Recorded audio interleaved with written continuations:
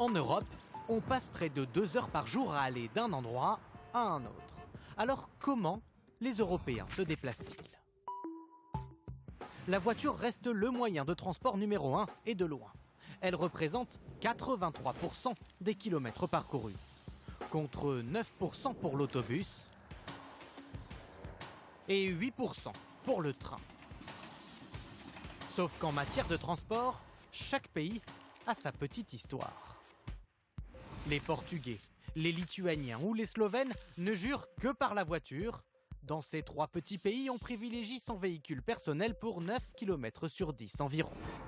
D'autres privilégient les transports plus collectifs. Les Hongrois, les Estoniens, les Irlandais ou les Grecs, par exemple, parcourent autour d'1 km sur 5 en autocar, 2 fois plus que la moyenne européenne. Les amoureux du rail ne sont pas dans l'Union, ce sont les Suisses. 5000 km de voies ferrées parcourent les montagnes du pays. C'est le réseau ferré le plus dense du monde. Résultat, 1 km sur 5 y est parcouru en train, presque 3 fois la moyenne de l'Union. Suivent les Autrichiens, les Hollandais et les Français, environ 10% des distances parcourues.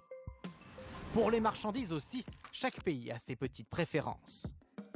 Les pays baltes sont champions du rail. D'autres préfèrent la péniche. Les Pays-Bas naviguent sur le Rhin, la Roumanie et la Bulgarie sur l'embouchure du Danube. Alors que l'Irlande, la Grèce ou l'Espagne n'ont Dieu que pour les camions et rien d'autre.